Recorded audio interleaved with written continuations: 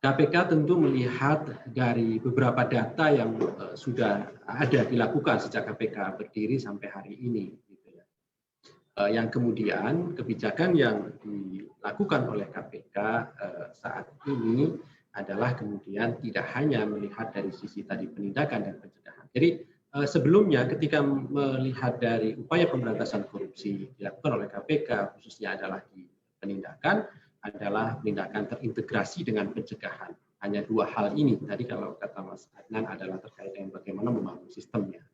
Ketika kemudian KPK menangani perkara di suatu daerah, misalnya di Riau yang menarik karena beberapa kepala daerahnya ternyata akan terus-menerus dari satu ke berikutnya juga terjerat kasus korupsi ini gitu. Itu sesungguhnya KPK ketika masuk ke sana juga pencegahan masuk ke sana untuk menindaklanjuti dari tadi itu. Ketika misalnya kepala daerah itu ada dilakukan penindakan melalui OPT maupun melalui case building, kemudian pencegahan juga masuk di sana untuk membangun sistem dan lain-lainnya. Gitu. Upaya ini terus dilakukan KPK, namun ternyata juga tingkat efektivitas dan keberhasilannya yang bahkan sampai hari ini ternyata kalau kita berbicara indeks persepsi korupsi tadi itu juga tidak bergerak, bahkan menurun. Gitu. Nah, oleh karena itu tentu ada strategi-strategi yang harus kemudian dilakukan oleh KPK, tidak kemudian melihatnya dari sisi tadi itu penindakan dan pencegahan terintegrasi, tetapi kemudian ada tiga agenda yang dilakukan oleh KPK ke depan. Saya kira dimulai tahun 2021 ini, karena struktur baru KPK juga sudah berubah, dan saya ingin katakan perubahan struktur baru ini juga tentu menyesuaikan dengan tadi itu hasil dari kajian KPK sejauh mana kemudian efektivitas pemberantasan korupsi itu dilakukan. Oleh karena itu di sana struktur barunya kemudian bertambah satu kedeputian. Jadi sesungguhnya bukan berlemah juga ini Pak Gustika, karena kemarin kan isunya menjadi besar strukturnya, tidak sama sekali. Yang ada hanya penambahan 5 jabatan struktur setingkat eselon 3 itu ada. Setingkat eselon 3 karena itu adalah karena ada kedeputian baru. Dan satu eselon jabatan baru, satu sebelumnya sudah ada semua. Misalnya koordinator wilayah itu sudah ada semua. Nah, yang baru ini adalah kemudian kedeputian kedeputian pendidikan dan peran serta masyarakat. Nah, oleh karena itu inilah yang kemudian menjadi dasar bagaimana kemudian KPK melakukan upaya pemberantasan korupsi dengan 3 strategi tadi itu. Pendidikan masyarakat. Jadi melalui kedeputian pendidikan masyarakat yang ada di struktur yang baru. Ini yang akan dilakukan oleh KPK melalui pendekatan public education. Jadi pendekatan pendidikan, siapa yang menjadi sasarannya tentu adalah pendidikan formal SD sampai perguruan tinggi, dan kemudian dari usia sekolah sampai kemudian perguruan tinggi, sampai kemudian juga calon-calon penyelenggara negara, dan termasuk adalah calon-calon kepala daerah. Misalnya kemarin ketika dilakukan pilkada langsung ada 870 sekian peserta calon kepala daerah yang kemudian KPK intervensi masuk di dalamnya untuk mengingatkan bagaimana ketika nanti terpilih dari 270 orang sekarang sudah dilantik, tentu nanti akan ditindaklanjuti oleh KPK dengan mengumpulkan kembali mereka untuk mengingatkan. Ini adalah bagian dari upaya pendidikan ya. Tentu ini sebagai ikhtiar tadi mengubah agar budaya anti korupsi ada, termasuk juga mengubah persepsi tentang korupsi, mengubah keinginan agar tidak korupsi dan seterusnya. Itu bagian dari upaya-upaya yang akan dilakukan KPK, termasuk juga melalui perguruan tinggi. Saya kira ini akan dilakukan ke depan sebagai bagian dari upaya-upaya tadi. Kemudian yang kedua tentu dengan pendekatan pencegahan dengan membangun sistem, ini sudah lama dilakukan KPK, dan untuk tahun berikutnya tentu juga tetap akan dilakukan. Kemudian yang terakhir adalah penindakan. Nah, penindakan inilah yang kemudian juga berubah, yaitu dengan tadi itu di samping adanya hukuman secara pidana penjara misalnya yang tinggi, karena KPK saat ini juga sedang menyelesaikan pedoman penuntutan, setidaknya agar tidak terjadi disparitas dan kemudian terukur tuntutan yang dilakukan oleh KPK dengan hasil kajian tuntutan-tuntutan KPK atau putusan-putusan pengadilan yang terdahulu sejak KPK ada, sampai kemudian juga arahnya adalah ke aset recovery, bagaimana kemudian banyaknya atau bagaimana kemudian aset-aset yang dinikmati oleh para pelaku korupsi ini bisa dilakukan perampasan melalui putusan pengadilan, karena kita undang-undang perampasan aset belum juga disahkan, sehingga melalui upaya putusan pengadilan misalnya dengan tingginya denda, kemudian uang pengganti, termasuk juga tentu di dalamnya adalah dengan merampas beberapa aset, baik itu melalui putusan pasal 12B besar misalnya masih di ranah tipikor, maupun mengenai tadi itu TPPU gitu ya, follow the money-nya melalui TPPU. Nah, ini yang akan dilakukan oleh KPK sebagai bagian tadi bagaimana pemberantasan korupsi yang tidak hanya penindakan itu bisa dilakukan. Oke, kita ke upaya bagaimana apakah KPK setuju dengan hukuman mati misalnya, pertanyaannya.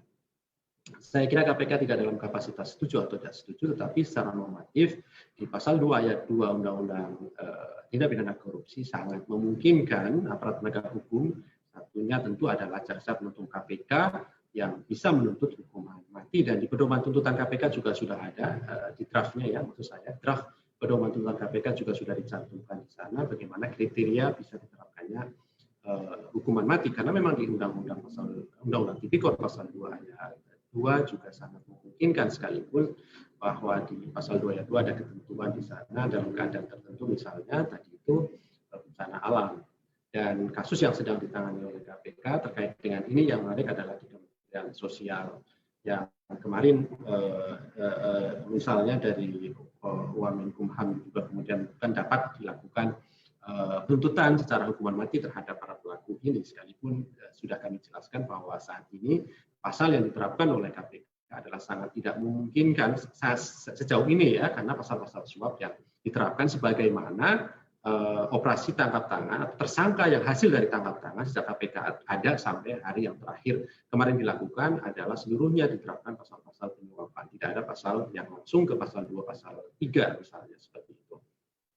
Nah, kembali lagi ke Kemensos tadi, tentu karena pasal-pasal yang diterapkan adalah pasal penyuapan, baik itu pemberinya pasal 5 dan penyuapnya pasal 12 UA, dan ada masuk juga di pasal 12 ada kepentingan, ada benturan kepentingan di dalam proses pengadaan, tentu hukuman maksimalnya adalah penjara 20 tahun atau seumur hidup. Jadi tidak bisa dituntut dengan hukuman mati apapun keadaannya, karena pasal yang diterapkan sejauh ini dalam proses penyidikan adalah pasal-pasal penyuapan.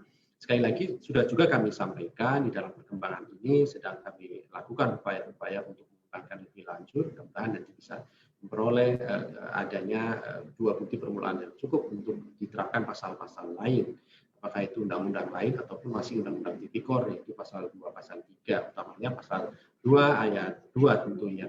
Nah, tetapi sekali lagi bahwa tentu kebijakan apakah kemudian bisa diterapkan vonis hukuman mati tentu ada di wilayah pengadilan, di wilayah majelis hakim tindak pidana korupsi yang saat ini sudah ada pedoman pemidanaan yang diterbitkan melalui peraturan Mahkamah Agung nomor 1 tahun 2020.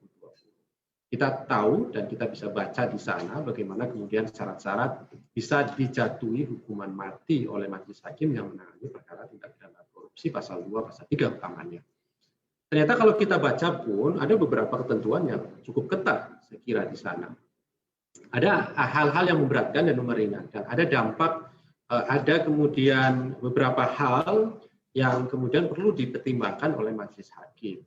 Katakanlah kalau kita berbicara yang beralasan memberatkan dan yang meringankan misalnya, tentu dalam aplikatifnya atau dalam penerapannya di dalam pertimbangan majelis hakim saya kira akan sangat ketat, karena hukuman mati itu bisa dijatuhi ketika sama sekali tidak ada alasan yang meringankan.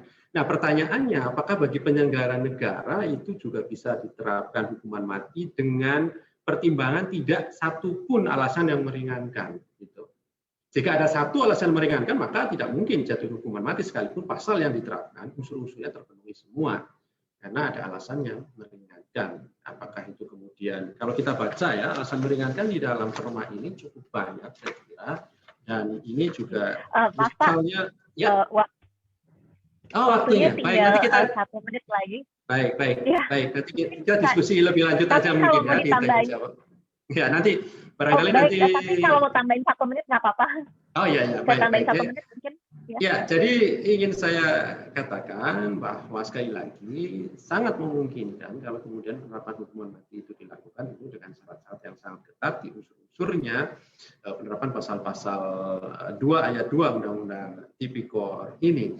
Nah, apakah kemudian ini menjadi efek yang bagus ketika tadi kita bicara penindakan? Tentu kan efek jerah ya. Diharapkan. Kalau tadi pendidikan adalah mengubah mindset orang agar tidak ingin korupsi, kemudian pencegahan sistem, kemudian yang ketiga penindakan adalah efek jerah, baik itu melalui pidana badan maupun tadi aset recovery. Tentu pidana badan salah satunya, kemudian di sana hukuman mati. Apakah kemudian ancaman hukuman mati memberikan efek yang bagus ketika pelaku ini kemudian takut untuk tidak melakukan korupsi? Saya kira perlu juga dikaji lebih lanjut korelasinya tentang ancaman pidana mati ini, karena faktualnya sampai hari ini hukuman tertinggi bagi pelaku korupsi di kita ini adalah hukuman seumur hidup. Misalnya kalau kemudian KPK kasus Pak Akil Mukhtar dengan tuntutan pidana seumur hidup dan divonis seumur hidup, demikian juga di Kejaksaan Agung juga ada di kasus Jiwasraya misalnya, kemarin juga beberapa terdakwa kemudian dihukum dengan penjara seumur hidup, misalnya seperti itu. Itu aja Mbak Gustika, mungkin sebagai awal kita nanti diskusi. Mudah-mudahan saya bisa ikuti sampai akhir. Ya. Ya, terima kasih banyak Pak Ali Fikri dari KPK, juru bicara KPK. Jadi yang saya highlight, KPK itu sebetulnya tidak dalam kapasitas untuk setuju atau tidak setuju terhadap hukuman mati, karena ini adalah keputusan di wilayah pengadilan. Tapi tadi juga menarik di akhir Pak Ali Fikri mengatakan bahwa ini perlu mungkin dikaji apakah adanya hukuman mati ini menjadi ancaman yang menjadikan efek jerah. Tapi kalau misalnya tadi melihat kajiannya dari Pak Adnan, kalau di luar negeri mungkin tidak sepenuhnya seperti itu ya. Malah di Cina korupsi itu jadi ibaratnya kalau antara konglomerat itu saling ingin menjerumuskan gitu. Jadi yang penting adalah sistem mungkin ya. Jadi tapi tadi juga sudah dikatakan bahwa KPK memiliki kedeputian baru, salah satunya adalah pendidikan masyarakat yang upayanya adalah untuk meminimalisir kemungkinan orang korupsi ini. Sekarang saya mau ke Amalia Suri untuk menyampaikan paparannya. Sebetulnya ada juga Bapak Ketua Komnas HAM, tapi minta bicara terakhir, jadi saya berikan kepada Amel dulu. Tes, kedengeran nggak? Kedengeran. Siap. Makasih banyak Kak Gustika atas kesempatannya. Saya juga ingin mengucapkan terima kasih banyak untuk para pembicara yang sudah mau hadir pada hari ini, menyempatkan kayak tadi Pak Arsul sambil di jalan sambil join, juga Mas Ali Fikri, Mas Adnan, Mas Taufan, dan Kak Gustika juga udah menyempatkan jadi moderator. Terima kasih banyak. Nah, saya izin untuk share screen pemaparan saya. Tunggu. Ya, ini deh. Kelihatan? Kelihatan, Mel. Oke. Nah, ini jadi saya akan membicarakan tentang praktik hukuman mati di Indonesia. Tadi sudah dibahas pengantar dari pembicara sebelumnya, udah sangat banyak. Jadi mungkin saya akan lebih banyak ngomong soal data dan highlight problematika dari praktik hukuman mati di Indonesia.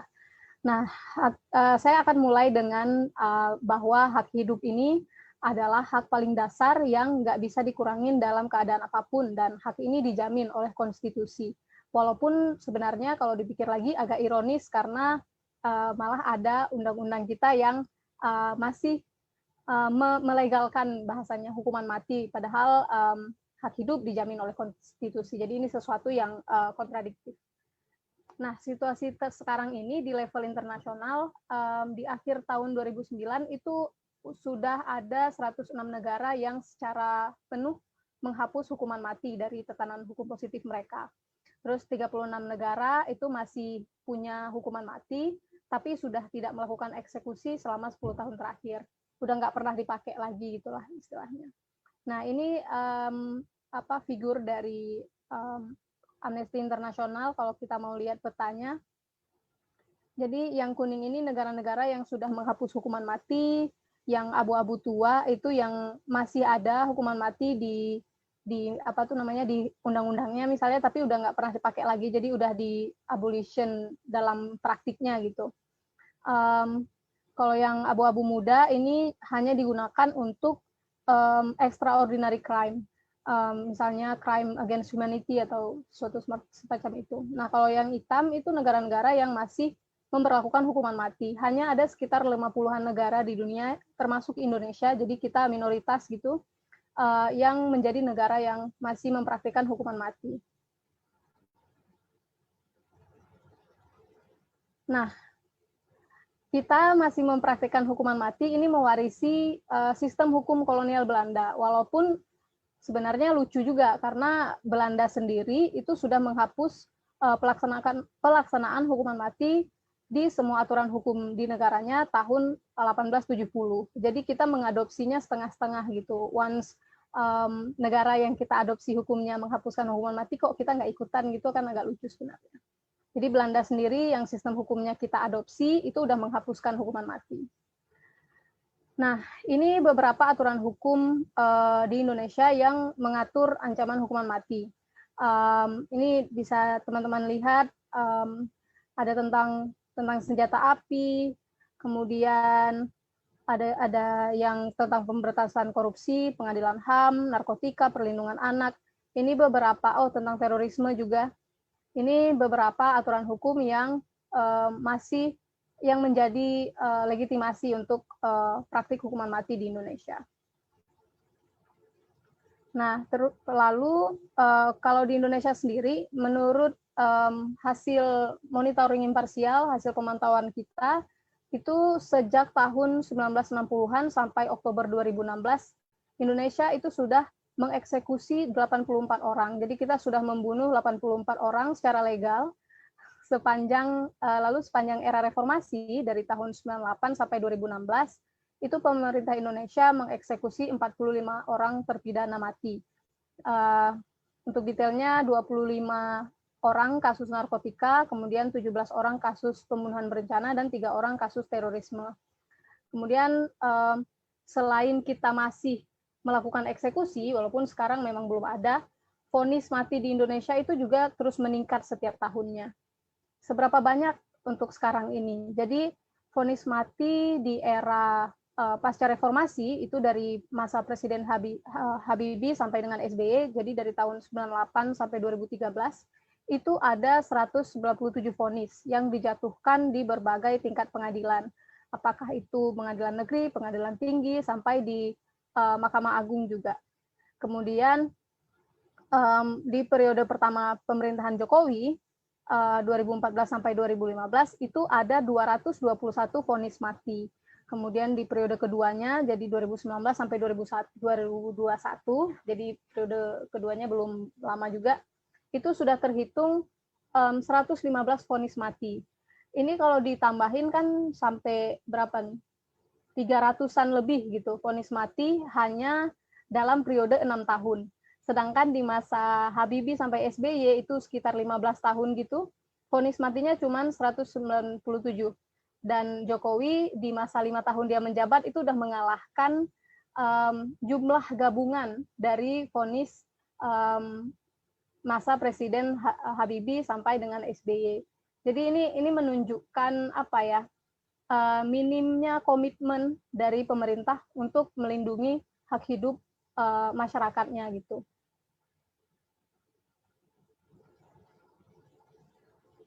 Nah, kemudian kita bicara lebih detail tentang hukuman mati di Indonesia di periode kedua Presiden Jokowi. Jadi dari 115 vonis mati yang dijatuhkan di berbagai tingkat pengadilan, itu nggak ada, kayak tadi Mas Adnan sempat mention ya, nggak ada vonis yang dijatuhkan untuk pidana korupsi. Jadi detailnya itu narkotika ada 82 kasus, kemudian untuk kasus pembunuhan ada 33 kasus, dan kasus terorisme ada 1 kasus. Ini per Desember 2020. Kemudian kalau kita lihat dari pengadilannya itu yang paling banyak menjatuhkan vonis mati itu di Pengadilan Negeri Medan. Ada 16 vonis, disusul Pengadilan Negeri Bengkalis ada 13 vonis.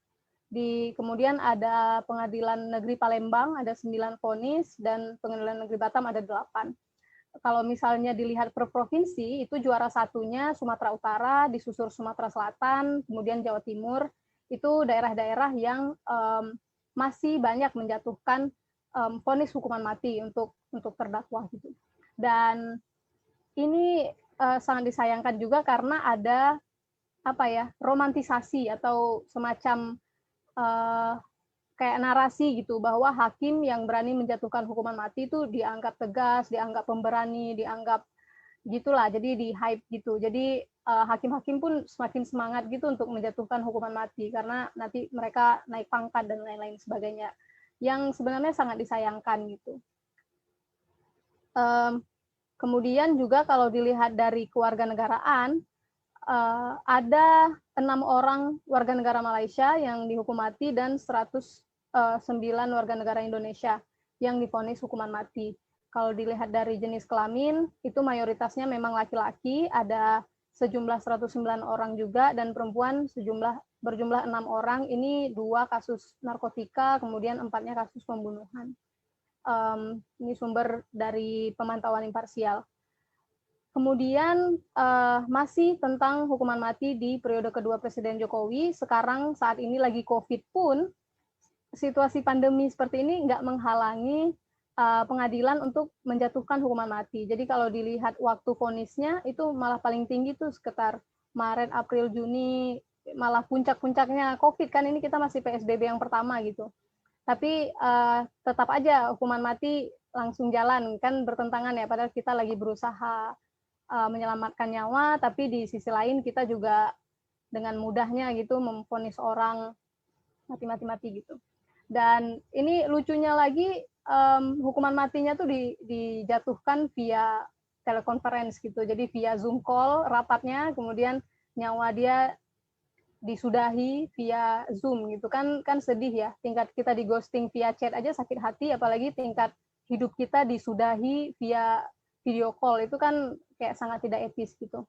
Kemarin di Singapura banyak juga yang protes soal itu, soalnya ada hukuman mati yang dijatuhkan via sidang online gitu, dan banyak yang protes soal itu. Jadi sangat disayangkan lagi pandemi, hukuman mati tetap jalan gitu, angkanya bahkan malah lebih tinggi bisa dibilang. Kemudian kita bahas tentang permasalahan hukuman mati di Indonesia. Maaf, diingetin 2 menit lagi. Oh, siap.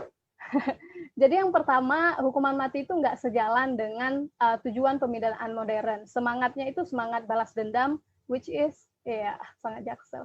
Sangat last decade gitu ya. Udah nggak zamannya lagi, harusnya pemidanaan modern